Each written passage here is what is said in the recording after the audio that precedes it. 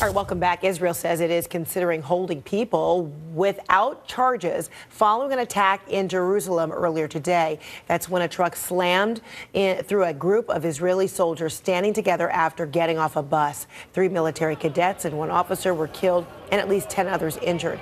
Israel's prime minister is saying the attacker may have been an ISIS sympathizer. The attack was caught on video. And a word of caution: this video is disturbing, and we strongly advise viewer discretion.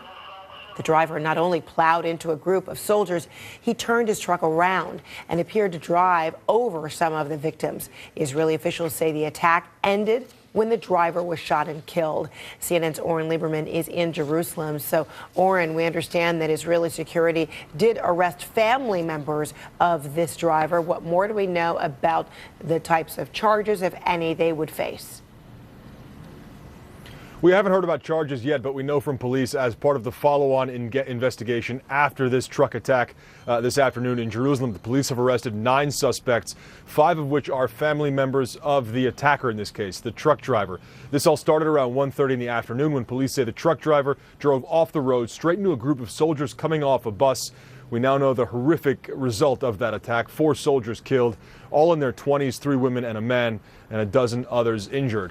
As part of police and authorities here deciding what steps they'll take, as you mentioned, one of the steps they're considering is using administrative detention, which is holding somebody without charges or trial in the case that that person is considered or is suspected of being an ISIS supporter. And that would be a result of what Prime Minister Benjamin Netanyahu said when he visited the scene a few hours after the attack. He said there are indications the driver here, the person who carried out this attack, was an ISIS supporter. That's not something you hear very often in Israel or in Jerusalem or even in the West Bank.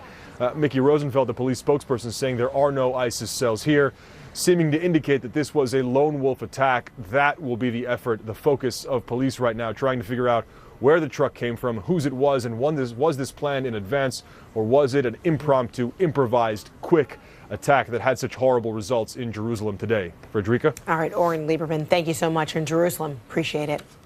All right, coming up, the Trump transition team dealing with more conflict of interest concerns, this time over Trump's son-in-law, Jared Kushner's business ties. So how will Trump answer tough questions about that and his nominees during his first press conference in months? And it happens this week.